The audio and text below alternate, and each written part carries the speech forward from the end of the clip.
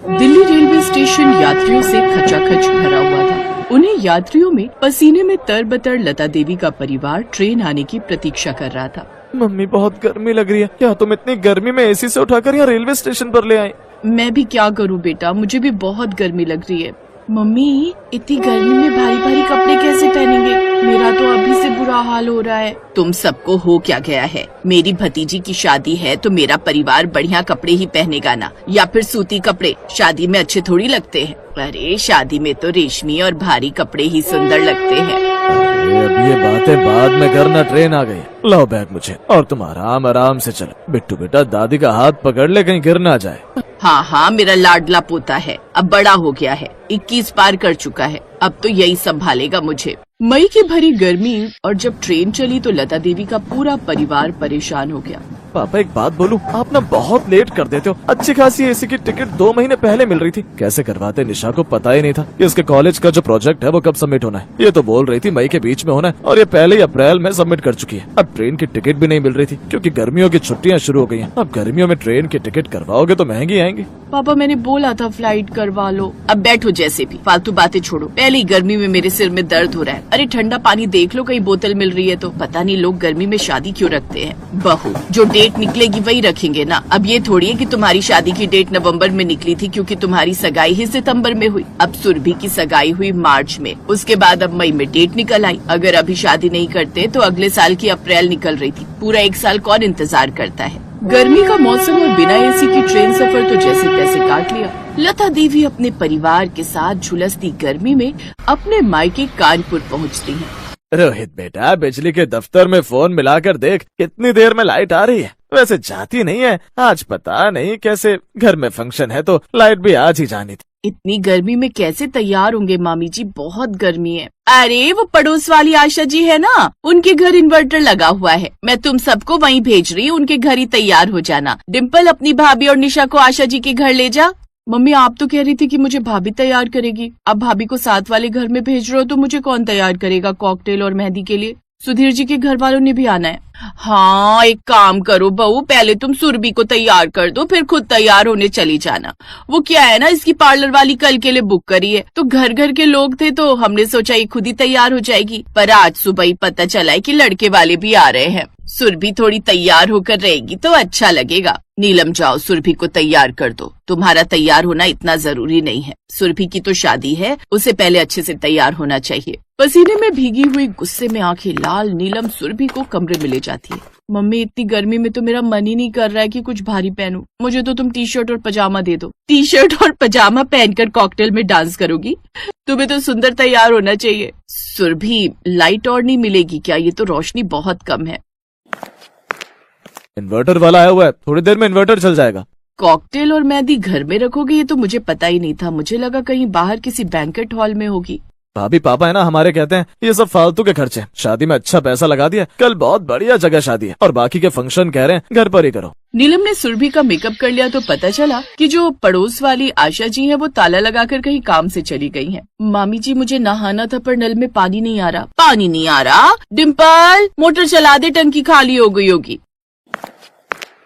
Mummy motor नहीं चल रही, मेरे भी हाथ मेहंदी वाले हो रहे हैं। मोटर नहीं चल रही है, ऐसा कैसे हो सकता है? एक तो गर्मी और ऊपर से लाइट नहीं, और सबसे बड़ी बात जो परेशान करने वाली थी, मोटर खराब हो गई। जैसे तैसे करके सब तैयार हुए, छत पर पहुँचे। कूलर चल नहीं रहे थे क्योंकि लाइट नहीं थी। अरे लड़की की भाभी हो और डांस फ्लोर पर नहीं हो, चलो भाई सब डांस करो। हम सब तो पड़ोस के हैं फिर भी डांस कर रहे हैं। जी आंटी जी बस अभी आ रही हूँ। मम्मी ये भारी कपड़े पहनकर मेरे से डांस नहीं हो रहा, कॉकटेल घर में ही तो हो रही है, हल्के कपड़े पहनकर आने दो ना। कैसे बच्चे हो तुम आजकल के, शादी लायक हो रही हो और बच्चों सी बातें करती हो। देखो तो भाभी की तरफ के सारे रिश्तेदारों ने भारी भारी कपड़े पहने हुए हैं, लड़के वाले भी आ गए हैं। अब उनके सामने तुम कपड़े बदल कर आ जाओगी, सब क्या कहेंगे? चलो सब मेहमानों के साथ घुल मिलकर डांस करो। सुरभि भी दूल्हे के साथ डांस कर रही है। कॉकटेल और मेहंदी का फंक्शन तो गर्मी में हो गया, पर अब सबसे बड़ा पहाड़ तो था अगले दिन की शादी। सुबह सुबह 5 बजे सबको उठा दिया गया। पंडित जी आ जाएंगे, हल्दी की रस्म भी करनी है। मोटर वाला तो अभी तक आया नहीं है,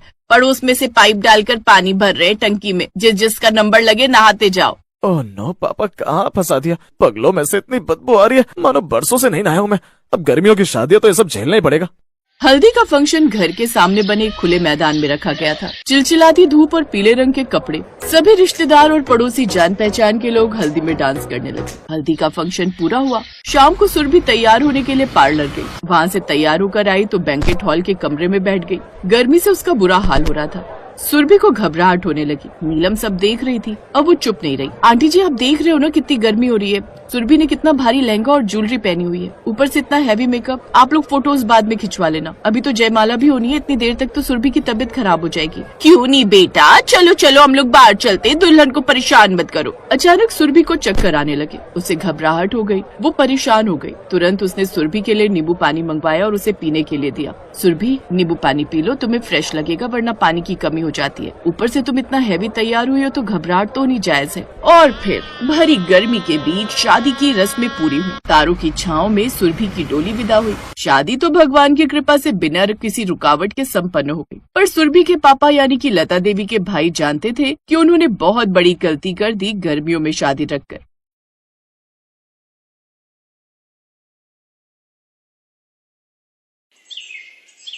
रुक जा प्रेरणा, रुक जा, बोल रही हूँ रुक जा, वरना बहुत पिटेगी। क्यों मैडम, क्या हुआ? अगर हिम्मत है तो मुझे पकड़ कर दिखा। कुछ ही देर बाद रसिका ने प्रेरणा को पकड़ लिया और फिर दोनों सहेलियां खिलखिलाकर हंसने लगी। ये दोनों बड़ी पक्की सहेलियां थीं और दोनों का कॉलेज और कोर्स भी सेम ही था। इसके अलावा स्वभाव से भी दोनों एक जैसी ही थी। हालांकि इन सब चीजों के बावजूद दोनों में एक बहुत बड़ा अंतर था। रसिका बहुत पैसे वाले घर से थी। उसके पिता की शहर में कई फैक्ट्रियां थी, जबकि प्रेरणा के पिता एक मामूली किसान थे।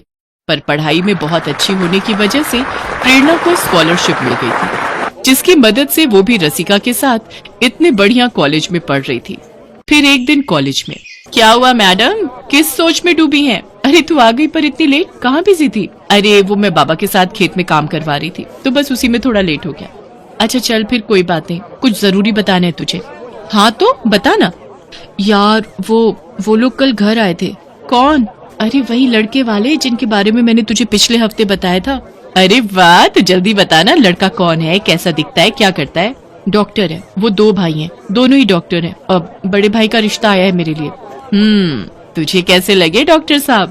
प्रेरणा की बात सुनकर रसिका मुस्कुरा दी और रसिका की इस मुस्कान को देखकर प्रेरणा फौरन समझ गई कि उसे आकाश पसंद है। रसिका ने प्रेरणा को आकाश की फोटो दिखाई, जिसे देखकर प्रेरणा ने कहा, अरे वाह यार, सच में जीजू तो बड़े स्मार्ट हैं। और ये शायद इनके छोटे भाई होंगे, है ना? हाँ, विकास नाम है इनका। बढ़िया है। अब सच यार, मैं तेरे लिए बहुत खुश हूँ। बस अपने ससुराल जाकर मुझे भूल मत जाना। तू पागल है क्या? तू कोई भूलने वाली चीज है क्या मेरी जान? प्रेरणा और रसिका दोनों ही बहुत खुश थे। सब कुछ बढ़िया चल रहा था, लेकिन फिर एक दिन अचानक प्रेरणा के पिता के खेत के बगल से बह रही नहर में बाढ़ आ गई और सारा पानी खेत में आ गया। कटने को तैयार खड़ी फसल पूरी की पूरी चौपट हो गई। ये मंजर देखकर प्रेरणा के पिता को हार्ट अटैक आ गया और उनकी मौत हो गई। प्रेरणा के पिता के जाने का दुख उसकी माँ भी बर्दाश्त नहीं कर पाई और वो भी कुछ ही हफ्तों बाद चल बसी। प्रेरणा बिल्कुल अकेली रह गई थी। अपना कहने को बस उसके पास उसकी दोस्त रसिका ही थी। रो मत प्रेरणा, मैं हूं न तेरे साथ, खुद को कभी अकेला मत समझना, समझी ना? सब खत्म हो गया बहन, कुछ नहीं बचा मेरे पास। ऐसा मत बोल, जो मेरा है वो तेरा भी है। तू मेरी सहेली से बढ़कर बहन है। चल, अब से तू मेरे साथ मेरे घर पर रहेगी। नहीं नहीं बहन, मैं तेरे परिवार पर बोझ नहीं बन सकती। तू मेरी चिंता मत कर, मैं कैसे भी रह लूंगी। बस जब भी मुमकिन हो मुझसे मिलती रहना बहन। रसिका जानती थी कि स्वभाव से खुददार प्रेरणा कभी उसके घर आकर नहीं रहेगी और ना ही उससे कोई मदद लेगी, लेकिन उसे भी हर हाल में प्रेरणा की मदद करनी ही थी। तो जब उसे कुछ नहीं सूझा तो उसने इस बारे में अपने होने वाले पति आकाश से बात की। वैसे तुम्हारी इस प्रॉब्लम का एक सोल्यूशन है मेरे पास। हाँ तो जल्दी बताओ ना। तुमने बताया कि तुम्हारी सहेली बहुत खुददार है, मतलब किसी का एहसान नहीं लेगी। पर नौकरी तो कर सकती है ना? क्या मतलब? तुम्हारे पापा की इतनी सारी फैक्ट्रीज हैं, तो उन्हें मैनेज करने के लिए मैनेजर्स तो चाहिए होते होंगे ना? रसिका को आकाश ने बहुत अच्छा आइडिया दे दिया था। अगले ही दिन रसिका ने प्रेरणा से इस बारे में बात की। पहले तो प्रेरणा ने इनकार किया, लेकिन रसिका के बार बार कहने पर वो मान गई। रसिका ने अपने पापा से इस बारे में बात की तो उन्हें भी प्रेरणा को अपनी एक फैक्ट्री का मैनेजर बनाने में कोई परेशानी नहीं थी, क्योंकि वो भी प्रेरणा को काफी पहले से जानते थे और असल में वो भी प्रेरणा को अपनी बेटी जैसा ही समझते थे। तो इस तरह प्रेरणा अब रसिका के पापा की फैक्ट्री में मैनेजर बन गई। कुछ ही दिनों बाद कॉलेज का रिजल्ट भी आ गया और प्रेरणा ने पूरे कॉलेज में टॉप किया। इसके साथ ही प्रेरणा अपनी नौकरी भी पूरी ईमानदारी और मेहनत से कर रही थी। कुछ ही समय में वो फैक्ट्री का सारा काम बहुत अच्छे से संभालने लगी। अपनी शादी की तैयारियों का हवाला देकर रसिका ने किसी तरह प्रेरणा को उसके साथ उसी के घर में रहने के लिए भी मना लिया। फिर एक दिन, अरे रसिका, हाँ जी पापा। बेटा ये प्रेरणा तो सच में बहुत होशियार है। पता है, जिस फैक्ट्री में पिछले 1 साल से मुझे कुछ नहीं बच रहा था, प्रेरणा के आते ही न सिर्फ ऑर्डर बढ़े हैं बल्कि वो फैक्ट्री तो मुनाफे में भी आ गई है। हाँ तो ऐसे थोड़ी ना मैंने आपको उसे जॉब पर रखने को बोला था। वो सच में बहुत अच्छी है। हाँ बेटा, सच में बड़ी प्यारी बच्ची है। जितनी समझदार और मेहनती है उतनी ही संस्कारी भी है। लेकिन किस्मत ने बड़ा बुरा खेल खेला है बेचारी के साथ। सच में अगर मेरा कोई बेटा होता तो मैं प्रेरणा को अपने घर की बहू बना लेता।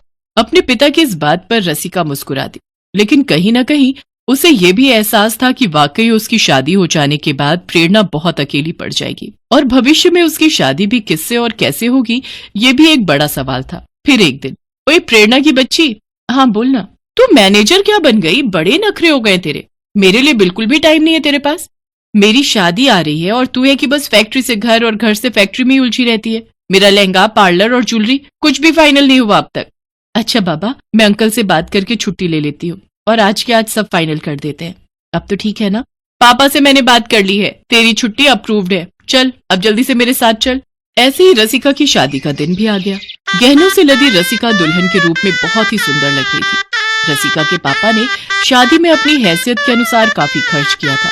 शादी की तैयारियां पूरी थी और दूसरी तरफ जग्गा डाकू भी तैयार था। जग्गा डाकू और उसकी गैंग के नाम से ही सब डरते थे। सारे लोग चल चुपचाप से हाथ ऊपर करे, कोई होशियारी नहीं है। ए बगीरा, जाबे दुल्हन के सारे गहने ले आ। जग्गा और उसके आदमी बंदूक लेकर खड़े थे। बंदूक के खौफ से हर कोई सन्न था। जग्गा के साथियों ने रसिका से उसके गहने छीनने की कोशिश की, लेकिन रसिका उन्हें धक्का देकर भागने की कोशिश करने लगी। तभी जग्गा ने बंदूक रसिका की तरफ तानी और गुस्से से बोला, ए लड़की, रुक जा वरना गोली मार दूंगा, समझी? जग्गा ने सिर्फ कोरी धमकी नहीं दी, गहने हाथ से निकलते देख जग्गा ने रसिका को निशाना बनाकर गोली चला भी दी थी। लेकिन तभी ऐन मौके पर प्रेरणा गोली और रसिका के बीच आ गई। गोली लगते ही प्रेरणा जमीन पर गिर पड़ी। लेकिन इसी बीच किसी ने पुलिस को खबर कर दी थी और पुलिस की गाड़ी का सायरन सुनते ही जग्गा डाकू और उसकी गैंग वहां से भाग खड़ी हुई। रसिका तो बच गई, लेकिन अब प्रेरणा की हालत नाजुक थी। उसे फौरन अस्पताल ले जाया गया और काफी देर बाद जाकर उसे होश आया। ये तूने क्या किया पगली? तू ठीक है न रसिका? मैं तो ठीक हूँ, पर तू बीच में क्यों आई? तू मेरी बहन है रसिका, मैं तुझे कुछ कैसे होने देती। उसके बाद रसिका का पति आकाश वहाँ आया। क्यों साली साहिबा, कैसी हैं अब आप? कोई दिक्कत तो नहीं? जी डॉक्टर साहब, सब ठीक है। थैंक्स मेरा इलाज करने के लिए। थैंक्स बोलना है तो मुझे नहीं, इससे बोलिए, क्योंकि आपका ट्रीटमेंट मैंने नहीं, इसने किया है। इतना बोलकर आकाश ने अपने छोटे भाई विकास की तरफ इशारा कर दिया, जो वहीं पर खड़ा था और प्रेरणा को बस देखे जा रहा था। प्रेरणा भी विकास से कुछ न कह सकी और बस उसे देखती रह गई। लेकिन इन दोनों के बीच की एक खामोशी रसिका ने पढ़ ली और फिर कुछ दिनों के बाद, अरे रसिका, ये सब क्या है? इतना सारा सामान ये किसके लिए लाई है? अपनी होने वाली देवरानी के लिए। अच्छा, तो विकास जी का रिश्ता तय हो गया, अच्छी बात है। कौन है लड़की? यही है, आजा तुझे फोटो दिखाती हूँ। इतना कहकर रसिका ने प्रेरणा की फोटो उसके हाथ में थमा दी, जिसे देखकर प्रेरणा की आंखों से आंसू बहने लगे। नहीं रसिका, ये सही नहीं है। न तो मैं विकास जी के लायक हूँ और न ही मेरी हैसियत। ऐसा तुझे लगता है, विकास भैया और हमारे परिवार को नहीं। सच मान प्रेरणा, ये शादी तुझ पर कोई एहसान नहीं है, बल्कि ये तेरा हक है जो तुझे मिलना ही चाहिए।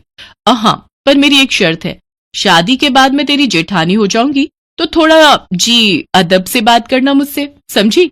रसिका की बात सुनकर प्रेरणा मुस्कुरा दी। अब सब ठीक होने वाला था। दोनों सहेलियों से बहन बनने के बाद अब जेठानी देवरानी बनकर हमेशा एक दूसरे के साथ और खुश रहने वाली।